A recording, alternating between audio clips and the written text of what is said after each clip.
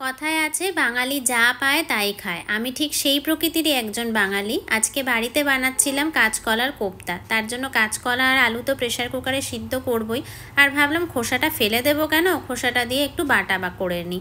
এই বাটা বুটি খাওয়ার অভ্যেসগুলো না আমার ছোটোবেলা থেকেই খুব তৈরি হয়ে গেছে, কেন আমার মা কোনো কিছুর খোসা ফেলে দিত না, ইভেন নানা রকম পাতাও আমাদেরকে বেটে খাওয়াতো। তো আমার এগুলো খেতে খুব ভালো লাগে। দেখো নিয়ে নিয়েছি কাঁচকলার খোসা, তার সাথে যে আলুটা সিদ্ধ করেছিলাম আলুর খোসাটাও নিয়ে নিয়েছি। 3টে কাঁচা লঙ্কা দেবো আর 3 কোয়া রসুন দেবো। যদি কেউ নিরামিষ খেতে চাও বা রসুন যদি কারোর পছন্দ না হয় সে কিন্তু রসুনটা বাদ দিয়ে দিতে পারো। সেক্ষেত্রে কালো জিরের পরিমাণটা একটু বেশি করে দেবে বাটার সময়। মিক্সিং জারে 3টে কাঁচা লঙ্কা নিয়ে নিলাম, তারপর 3টে রসুন নিয়ে নিচ্ছি। আমি ঝাল একটু বেশি খাই, সেই জন্য 3টে কাঁচা লঙ্কা দিলাম। কেউ কম ঝাল খেলে সে কিন্তু কাঁচা লঙ্কা আর একটু কম দিতে পারে, আর কাঁচা লঙ্কার ঝালও যেরকম থাকে সেই অনুযায়ী কাঁচা লঙ্কাটা দেবে। এবার আমি এর মধ্যে অ্যাড করে দেবো একটু কালো জিরে। আমি এখানে কালো জিরের পরিমাণটা একটু কম দিচ্ছি, আমি ফোড়নেও আবার অ্যাড করব, কিন্তু রসুন না দিলে এখানেও কিন্তু কালো জিরের পরিমাণটা একটু বেশি দিতে হবে। এবার আমি এখানে একটু নুন দিয়ে দেব আর সামান্য একটু জল দিয়ে একটা স্মুথ পেস্ট তৈরি করে নেব।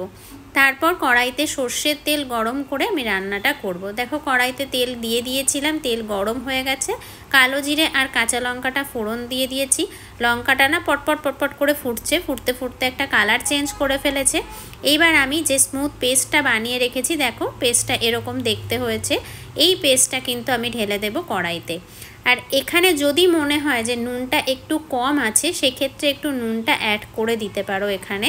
তবে আমি বলবো যে একটু ভালো করে নেড়ে নিয়ে যখন এটা একটু শুকিয়ে আসবে তখন একবার টেস্ট করে নুনটা দেবে, কেন বাটার সময়ও তো নুন দেওয়া হয়েছে আর এটা একটু টেনে নেবে সেই কারণে।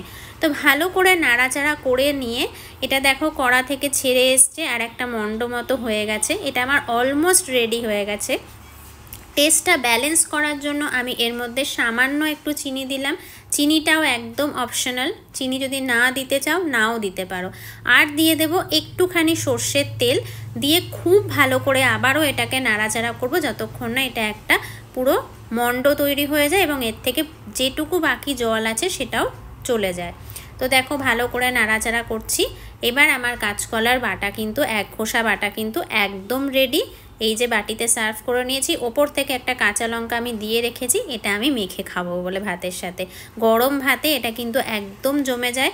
প্লিজ বাড়িতে বানিও আর আমাকে জানিও কেমন লাগলো।